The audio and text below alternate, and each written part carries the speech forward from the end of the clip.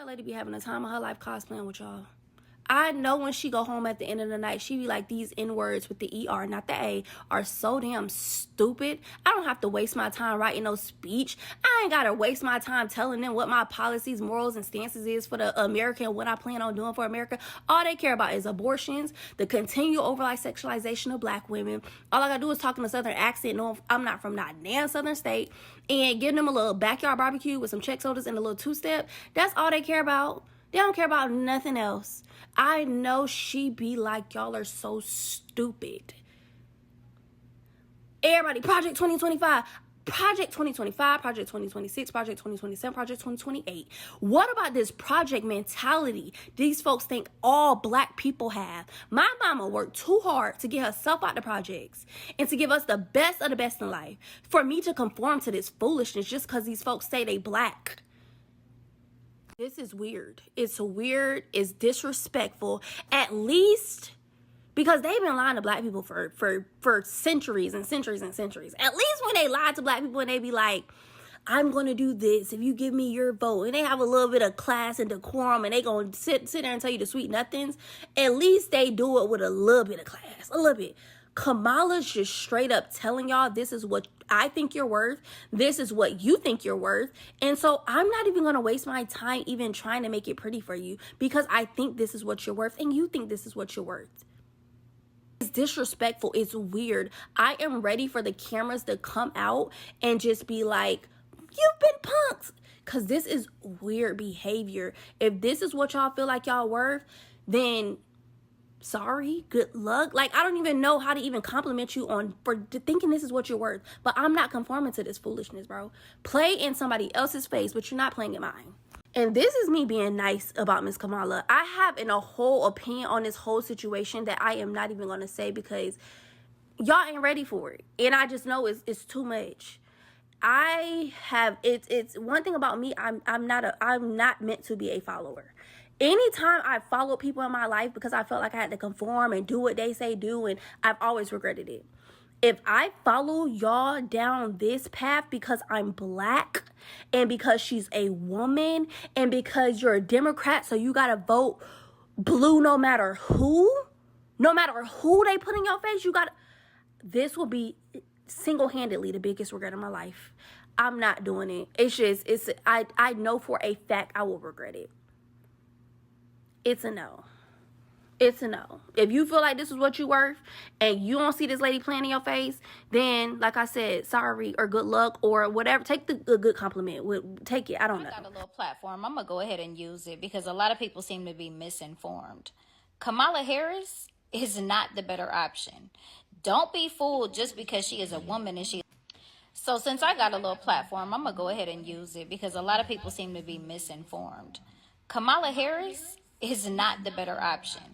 Don't be fooled just because she is a woman and she is of color. She is not for the people. And me being from the Bay Area and being around when she was actually running the district attorney's office, let me help you understand what I mean by that. And before I have gazillion people hopping in the comments, talking mess regarding Trump and all that, listen, between him and her, all you're doing is picking one of the lesser evils. So since I got a little platform, I'm going to go ahead and use it because a lot of people seem to be misinformed. Kamala Harris is not the better option.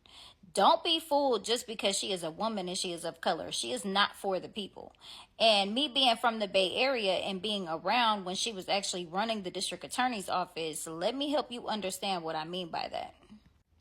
And before I have gazillion people hopping in the comments, talking mess regarding Trump and all that, listen, between him and her, all you're doing is picking one of the lesser evils, and that's facts.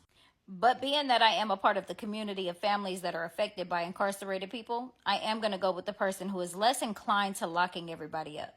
And yeah, I've seen a lot of people saying that they don't know if that's correct. And I seen Yandy make a post saying that a lot of that is just propaganda. Well, let me help break it down for you. Kamala Harris grew up in the Berkeley, Oakland area. She went to law school at Hastings and graduated there and started off as a district attorney in Oakland. From Oakland, she went to Alameda before she went to San Francisco. Do y'all remember in 2010 there was that big drug lab scandal with Deborah Madden and the San Francisco Police Department? I remember specifically because I had 2 cases involved in that scandal. Let me help fill you in. She was the head district attorney at the time, and right under her was a guy named Gascon, something like that. He used to be a district attorney in Los Angeles when they had that big old scandal going on with a bunch of police misconduct.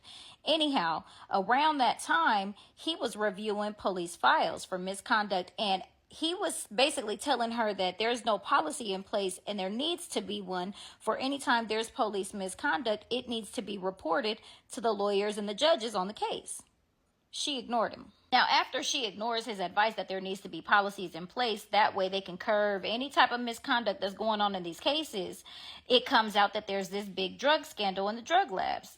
Deborah Madden, she was the lead technician in the drug labs, and it had been reported several times to their office that this woman had an issue and that she shouldn't be testifying in anybody's cases. She was touching the drugs, she was stealing the drugs, she was sneaking the drugs. It was just a bunch of bullshit. All of that was hidden from the attorneys and the judges on the cases. Do you know how it came out? It came out because Deborah Madden's family finally took it to the news. And once it became public, then Kamala Harris tried to say that she didn't know anything about it. Yes, you did. Now, keep in mind, Deborah Madden's family also reported that they had already been contacting the district attorney's office for months prior to this, before coming to the news channel, to let them know that there was misconduct going on, and they were also concerned about their family member, all of which got ignored. Now, keep in mind, she was head district attorney at the time. So how are you running an entire department and you claim to not know what's going on in your office, although that was later proven to be bullshit and that she was aware, and her colleagues gave her up on that. But she just chose to withhold the information from the judges and the attorneys on those cases. And what was her reasoning behind that? She wanted to keep as many people locked up as she could, no matter if that case was mishandled, if there was misconduct to get that conviction or not. And she knew that if that misconduct got out, that was grounds for dismissal. And let's talk about Kevin Cooper. Do y'all remember him? That's the man that was hours away from his execution, and DNA had now became a thing, and his lawyers asked for the execution to be stopped and his DNA to be tested so it could possibly prove his innocence. She denied it and didn't want it to happen. However, Governor Newsom stepped up and said, no, let's go ahead and test his DNA, and come to find out, I'll be damned, it was not a match. Oh, wait, let's not forget when she actually made it a crime and parents started getting charged with their children being truant. But when they ran the numbers, they realized that this mostly affected Pacific Islanders, Native Americans, African Americans, children with disabilities, and foster children. And then she later tried to say it was an unintended consequence when she realized that parents were actually getting arrested for this. It was up to a $2,000 fine, up to a maximum of a year in county jail, and people were losing their welfare benefits because their children were truant from school. Unintended consequence. And those were her exact words. Like, what do you mean? You're the one that put this in place. And then when you were confronted with it after people were outraged that parents were actually being arrested for this, now you want to back up and say, oh, it was an unintended consequence. Well, what the hell did you think it was going to be? A scare tactic? And I know y'all already heard this one, but I'm going to go ahead and reiterate it. What was it, about 1,900 people that were arrested for smoking marijuana? Not selling, smoking marijuana. Like, get out of here. You're doing everything that you can to just lock people up and ruin their lives. So yeah, while I'm not a fan of this whole political shit, and like I said, in my opinion, it's just picking one of the 2 lesser evils, Kamala Harris definitely ain't the one. Nah, she just really put the nail in the coffin, man. Kamala Harris, man, versus Trump. Honestly, I really, really wanted to vote this year. I wanted to participate so bad. But I honestly feel like I'm going to sit this out. I want to go vote for Trump, though, because it's like, I hate how the Democrats just did the rear. And I don't even know if it's controlled by the rear. I was watching Dr. Umar earlier, and he was saying that it's somebody controlling them, like, basically, like they a puppet. And I'm like, damn, that sound true. So they just really playing in our face on who they gonna pick, because I don't know. I honestly feel like shit gonna be what it is, but I really want to vote this year. And I'm not, because I don't actually know this lady before she became like a senator or anything, because being a DA is a job, but when you locking people up, I don't think I can be a prosecutor. I just don't think. I think that's one job that I don't know if I can be like it's nobody that I really hate that much that I want to see them away from their family. And I think that's the only job that I honestly can't do, because it's like I don't have that much hatred in my damn heart for nobody for real. So it's like, now give you 50 years, and then these motherfuckers, they be acting like they know what they talking about. You go in court, it could be traffic court. He ran the red light.